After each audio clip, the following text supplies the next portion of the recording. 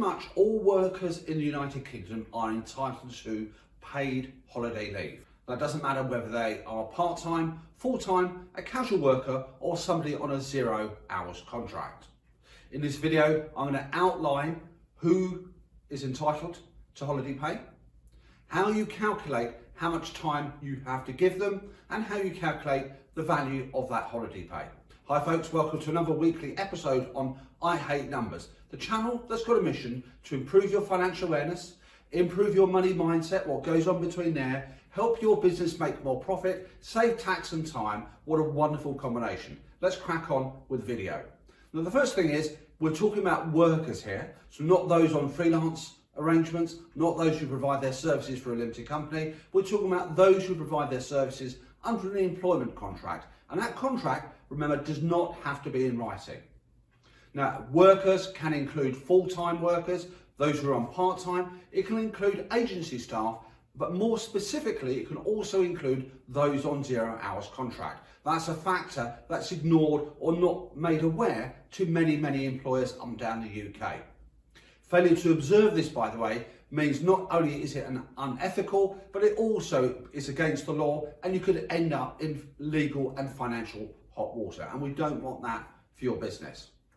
Now, let's look in terms of how much somebody is entitled to. The statutory amount of holiday pay is 28 working days in a year. So based on a 5-day week, that's 28 days. And that 28 days, by the way, can include bank holidays.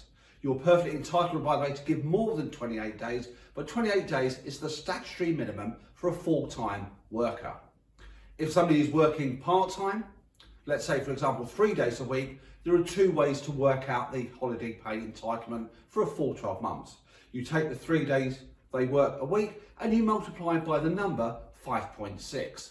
And that will give you effectively 16.8 days worth of holiday in a full 12-month period. Now, some other people, by the way, use a magic percentage to work this out. And if you assume a week of 52 weeks, take off the 28 days worth of holiday, and that gives you 46.4. Effectively, if you relate that in terms of holiday entitlement, you get the magic number of 12.07%. So effectively, somebody working a full 5 days a week for a year would get 5 days times 46.4 times 12.07. For my liking, just take the simple multiple of 5.6. Now, in terms of the leave entitlement, it is your choice to decide when your holiday year runs. Some people choose a calendar year, 1st of January to 31st of December. You can have it to match up your own financial year. If you do not have that in your contract of employment, and I'm aware that many employers don't issue contracts of employment, which is a topic for another time, then it's assumed the holiday period starts on the day that your worker starts with you. Now, going forward here, let's just drill down a little bit more into this here. Every hour, every day that your worker works for you, they accumulate and they accrue a holiday pay entitlement. Now, we've talked about full-time workers, we've talked about somebody working part-time. Let's now look in terms of 0 hours contract, and then we can talk about how we work out how much you've got to pay somebody. Now, somebody on a 0 hours contract, by nature, there'll be some weeks where no work will be done, and there'll be some weeks where the work will be provided for you. Now, since April 2020, you have to go back 52 weeks as a minimum and look at each work week that somebody has worked for you. So in a 52-week gap, let's assume somebody has worked 20 of those weeks, you work out the average number of hours, brackets, days they work for you, and it's based on the 20 times they've been paid. So remember, 0 hours contract employees are legally entitled to get holiday pay. Now let's work out how much we should pay that. We've worked out the number of days in entitlement. Now, if you are on a fixed contract, there's no overtime or shift working or premium, it's quite straightforward. You work out an average weekly pay on that figure. If somebody is on shift work and their working pattern is erratic, then you take an average over 52 weeks. For the person on 0 hours contracts, you look at what has happened in the periods they've been paid, work out the average on that, and then you pay it out accordingly.